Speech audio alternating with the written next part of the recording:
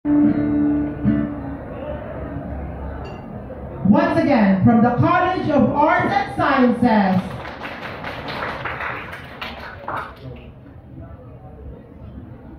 Ako si Marna. Una na. Paano ko ba bilang siya ng isip? Bibisitahin pa naman namin si Tatay sa kulungan. Wala pa po dito. Magpapatulong ako ng assignment ko. Kaya lang ang tagal niyo pong umuwi. Salve, anong ginagawa mo pwestamin pala itong anak mo? Lagi ka na lang ibabara ka dyan. Kuya naman? Alam mo naman, tinangalan yung libangan ko, di ba? Nakamali ko dyan sa batang yan. Inom niya ako sinabihan na may assignment pala siya. Yan na nga po ang sinasabi ko. Anak mo, niluluwan mula sa iyong sinapupo, nang dala-dala mo sa loob ng shopping na brand. Hindi mo ba naisip na ito'y halagaan? Ito'y malayo ang loob sa'yo ng anak mong isinilang. Murang masugal si Merlin si anak, kumalaki na tupag, pangangailangan ng iyong anak. Makakalang kung mawala kami, ano ang iyong balak? Uri ng pamumuhay, siguradong masasadla.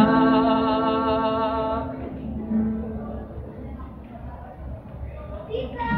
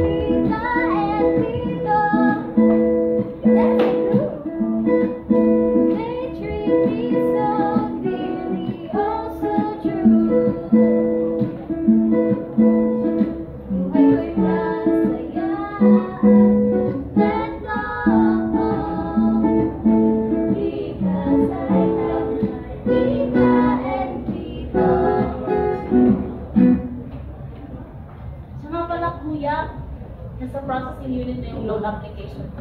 Pagdasal natin palagi na maaprubahan na yun para makalaya na si Itay. Ha? Ang swerte naman ni Itay.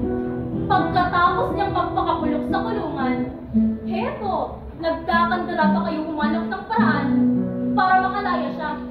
Baka nakakalimutan ninyo, siya ang dahilan ng lahat ng ito.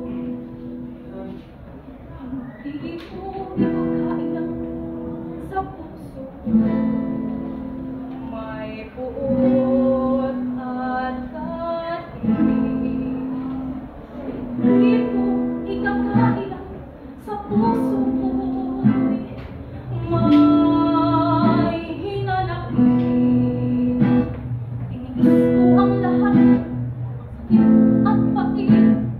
Kahit alam ko siya ang dahilan ng sakit na ating sinapit. Nawala si Inay, labis ang pag-aalala. Maging Panginoon, tila tayo'y nalimutan na. Hinayaan tayong nalagsak sa hirap at dusa. Di mo ko masisi kung bakit ako napariwara. Huwag mong kalimutan, Salve, kung gaano kayo minahal ng ating ama. Nagawa naman nito dahil sa sobrang pag-iibig sa atin sa pinagsalaan natin ng lupa.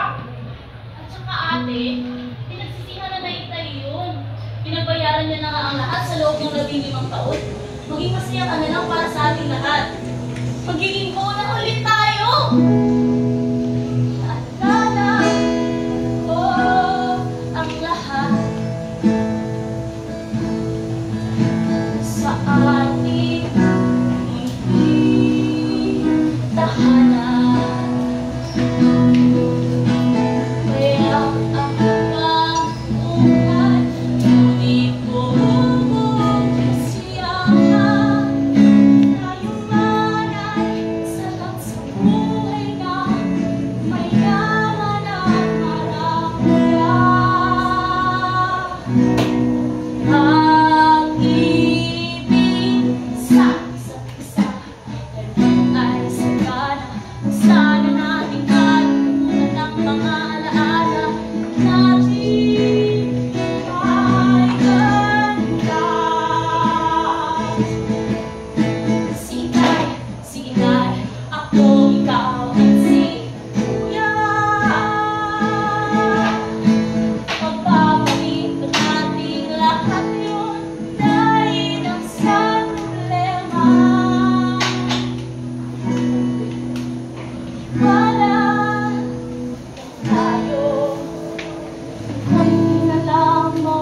Init ang ligaya.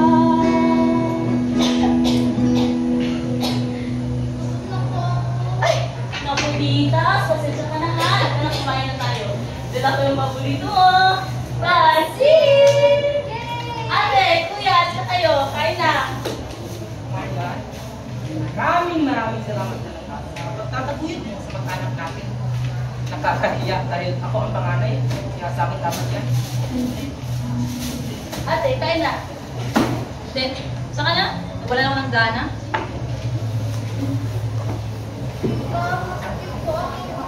Oo, sige, kumain ka muna para makainom ka ng gamot, ha?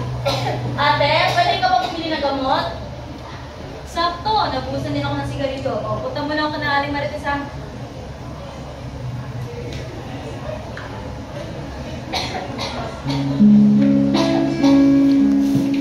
Marian! Ano tong narinig ko kina Aling Marites? Sinulakan mo raw ang ama ni Titas? Ikaw! Traitor ka!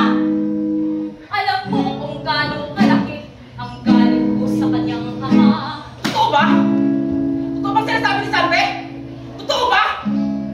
Naawa ako sa bata, natagaw ang sulat, kaya sinulatan ko rin siyang siwalat ang lahat. Na ano? Na ako'y walang trabaho at kapakanan ni Titas iniasa ko sa inyo. Hindi ate, hindi ganun. Ako'y pakinggan, maniwala ka sa akin, itutugon. Hindi lang pala ako ang paniwara dito. May nakatago palang putik sa iyong pagkatao. Salve! Manahimik ka! Bakit kuya, makapihan mo siya? Palibhasa! Sa kanya ka nakaasa. At ikaw? Ano ka sa lahat?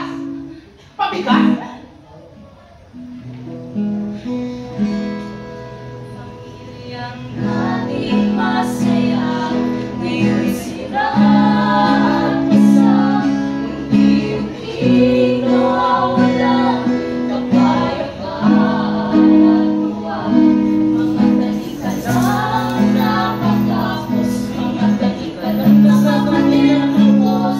Ilan pa matatapos ang lahat, ang lahat ng unos. Danika lang mabalin lang, danika lang kami sinasakal, danika lang mabibigat. Sikaro ang dala,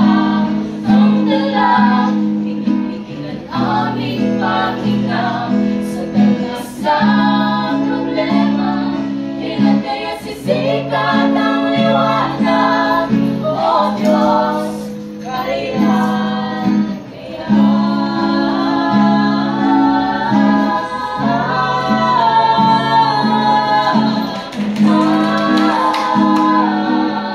O Diyos, kailan kaya?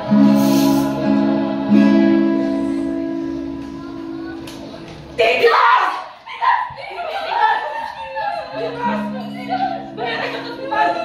Wala tayong pera, kuya. Ano? Hayaan mo na lang ang matay ang anak mo?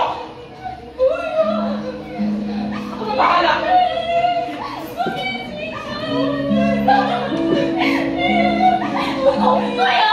Sige na, Marian! Magpalakas natin na yun ang buhay ni Titas!